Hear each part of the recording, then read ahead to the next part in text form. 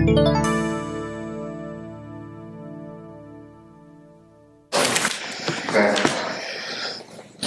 To be more accurate, every day my wife and I go to work. 7 days a week, 365 days a year, we enter into a battle that tests our will, our strength, our resolve, our patience, and even sometimes our grace, right?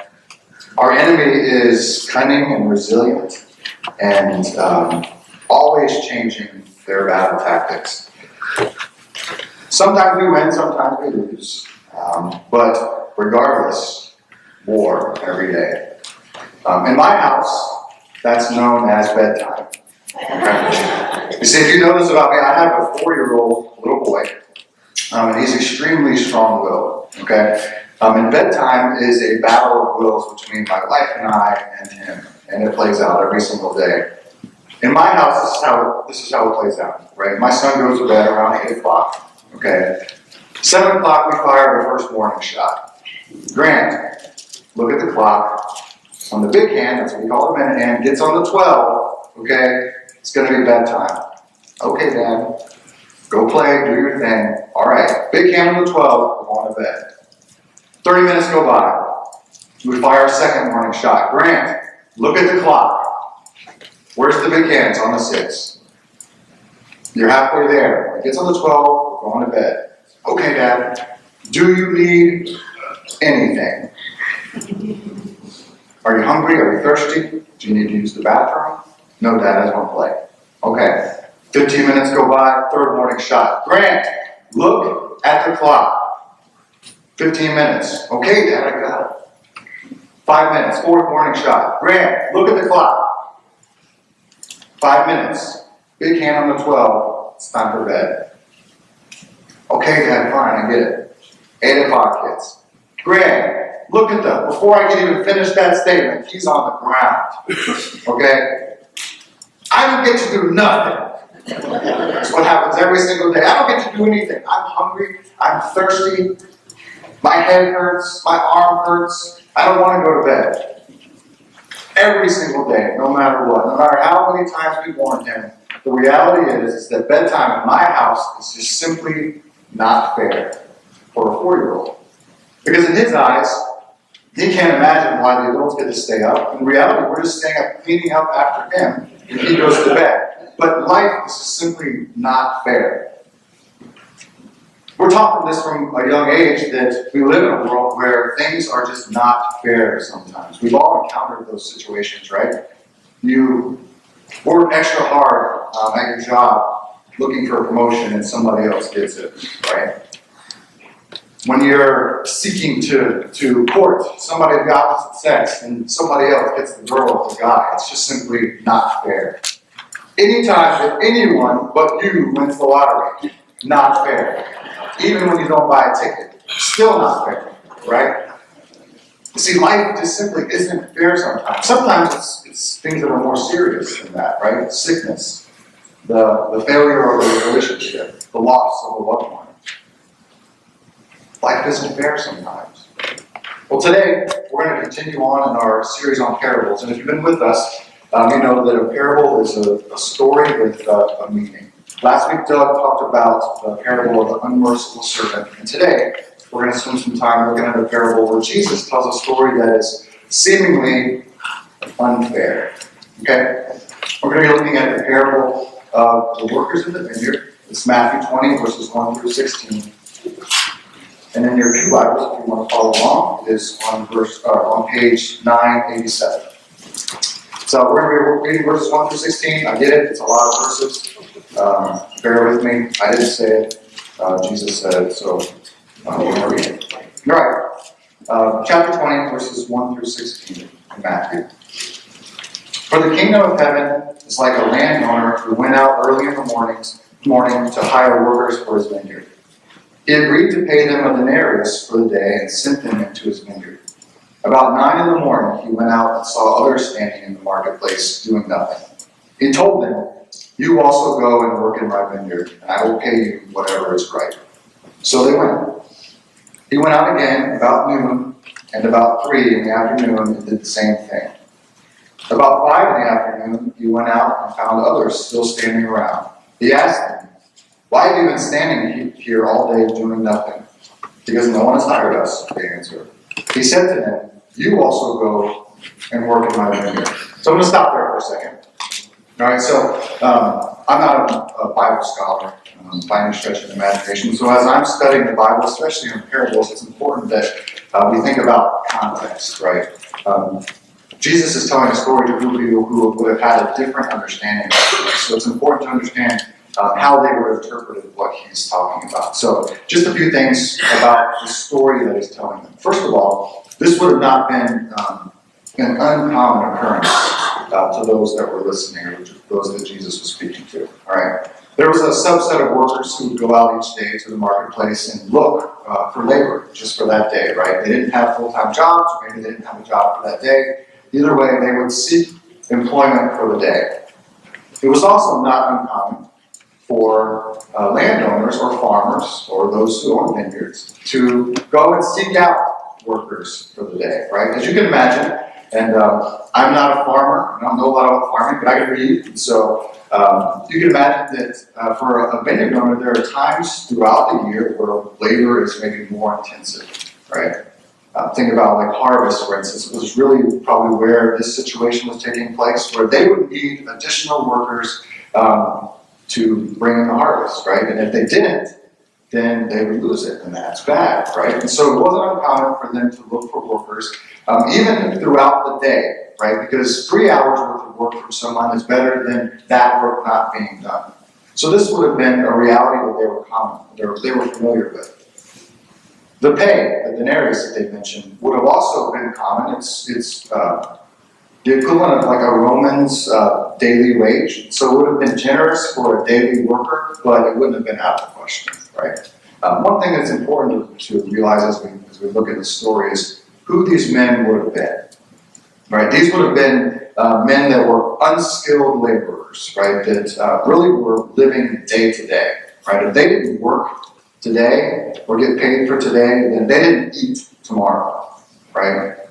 Their family didn't eat tomorrow. So these were the most vulnerable members of society, oftentimes referred to as just above beggars, right? Even slaves and servants were considered above them because at least their fortunes were tied to that of the family that they served. These men simply didn't have anything to eat if they didn't work, right? And so it's important to understand that about these individuals as we're continuing on, all right?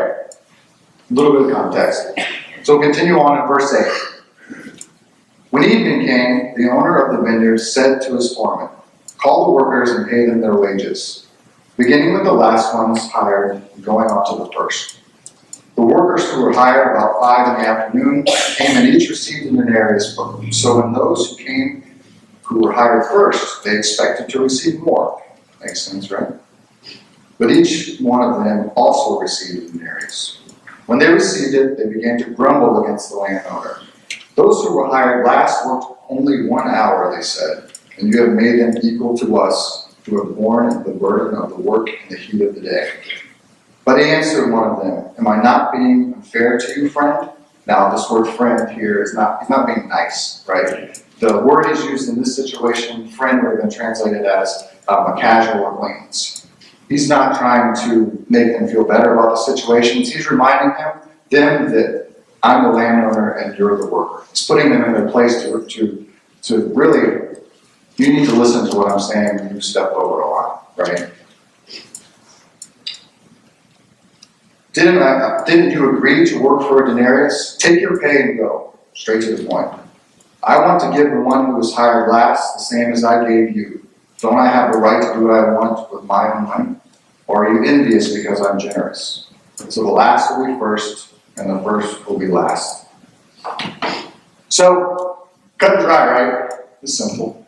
Nothing there, right? If you look at it, there's a ton in that parable. There's a ton of possibilities, a ton of parallels that we can draw about what meaning Jesus could be trying to convey to those that were listening.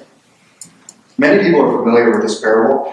It's often called the deathbed parable, where the times of the day that the workers were called correlate to times in our lives when we would find Christ, right? Some early in life, some later in life, right? And still have the opportunity for salvation. You could also look at it from the perspective of Jesus addressing the attitude that the Pharisees had about others, right? That they were better than everyone else. And others, they were upset because these people who didn't follow the laws the same ways that they did were going to have the opportunity for salvation. It could also be about the attitude of the Jews that had about the Gentiles, who were God's chosen people, and were now having to share in this opportunity for salvation when they had bore the burden for so long. We can take it from a literal sense, right?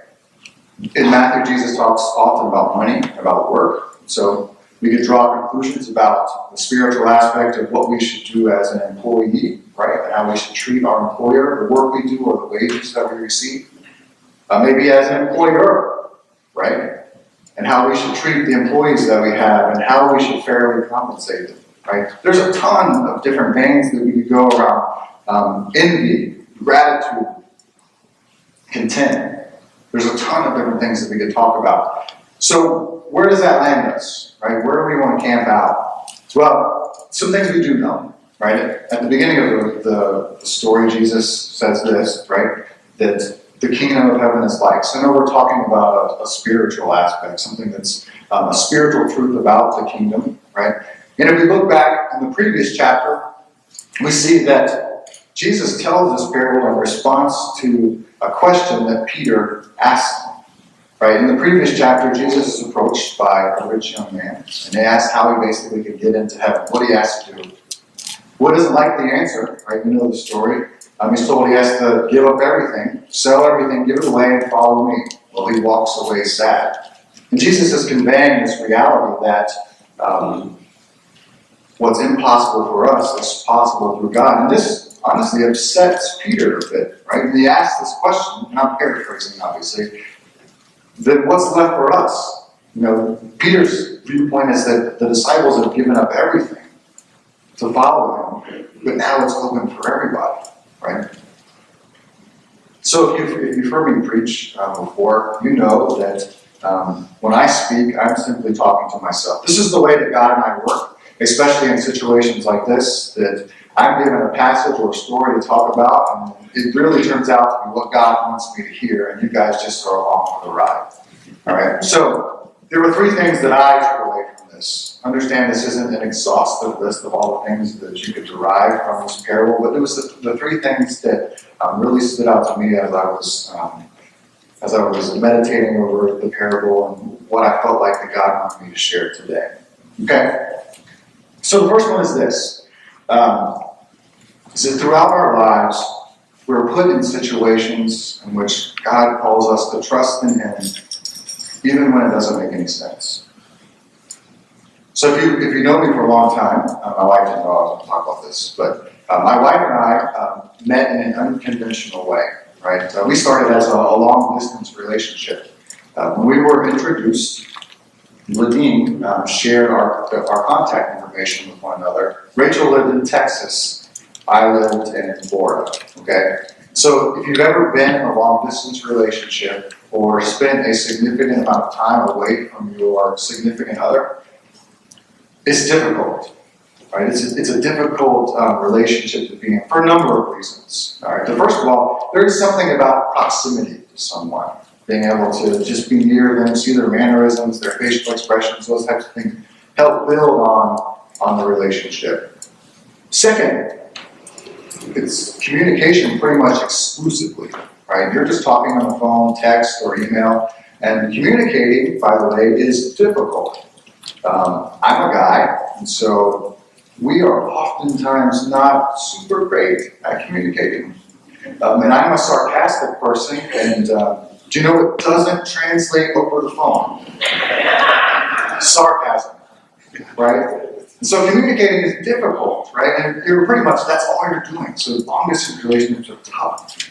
But one of the things that people don't really think about is this idea of trust, blind trust in a long-distance relationship. Especially when you get further in, right? When you're really invested in a relationship, you spend a lot of time, energy, effort, and emotion into creating this bond with somebody who you don't see ever. So you're really trusting that they're all in, right? In the same way that you are. It takes a lot of trust. There's a show on MTV, it's since been canceled, called Catfish. And it was about these stories of relationships of people who would get into these long-distance relationships, long-term relationships with people, and it would be, you think you were in a relationship with a 21-year-old girl from California, and it was actually a 55-year-old guy from Alabama, right? There's a lot of trust that goes into long-distance relationships. And you see, that's the way God works sometimes as well. He calls us to trust in Him. As I was studying the parable, I began to ask myself this question. Which one of the workers would I have rather been? If I was in that situation, which one of the groups would I have been in, right? Because they were different. The first group was different than the four that came after. Would I rather have been a worker in the first group? I was called at the beginning of the day, I was promised a wage, and I went and worked for the longest, right?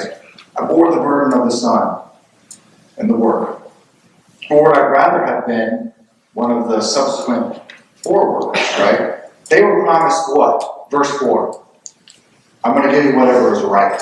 Whatever that means, right? So imagine it's 9 o'clock. He says, go work in my vineyard. I'm going to give you what I'm going to give you, right? Some trust there. So would I rather have been part of the first group that would have been relieved, right? Remember, these people don't eat tomorrow if they don't work today. They're going to get paid a full day's wage, even though they're going to work the most. Or would I rather have been one of the latter ones? Well, that's a difficult choice, right? Sometimes He calls us to trust even when it doesn't make sense. Would it have been easier for Rachel and I to find a more conventional relationship? Sure, but it was clear to us that God put us in that situation. Wouldn't it have been easier for the work on the 11th hour, right? An hour before the workday was going to be done, just to go home, call it a loss for the day and leave? I'll try again tomorrow. Think of who that person would have been, right? They would have been passed over by everybody. What would their feelings have been at that point? These were probably your elderly, you're sick, you're disabled, the most vulnerable of society, waiting, just hoping that someone would have picked it to work just even an hour. Sometimes God calls us to trust. And when we do, in this story, we see this beautiful picture of God's provision, right? Something that's surprising. We've all been there. We've all had situations in our lives where God, we trusted in Him and it worked out. Whether or not we're moving across country to pursue a different job or just a different life. We're seeking after a relationship, and against all odds, God seems to make it work. It doesn't always happen that way. But sometimes God calls us to trust, and He does something transformational. He does something amazing in our lives. We each have pivot points in our lives where something happens that changes the direction or the trajectory, I can't speak, of our lives, right? I've had a couple of these. Marrying my wife was one of those. The birth of both of my boys, life-changing experiences, right? The first time that I got really connected to a church and a group of believers, life-changing experience for me to live life and do life with a group of like-minded people. Moving in with my aunt and uncle when I was in high school, trajectory changing for me, right? One of these, it's a lesser thing, but also a life-changing moment for me, happened in high school. I've shared a little bit about this story over the years, but somehow, some way, I was convinced to be in a high school musical, right? Which sounds ridiculous to me because the idea of me being in a musical is actually ridiculous, but I did. I was convinced to audition for it. And so I read lines, and most of you will know this, but I sang a melody of Christmas carols to get the vocal portion. And a good friend of mine, Matt, played piano and accompanied me as I sang Christmas songs to get this role. What's really funny about this is that you think about who I was as a child. I grew up a very shy and timid child. Okay, for a number of reasons. First, that's just my natural state. I am an introvert by nature.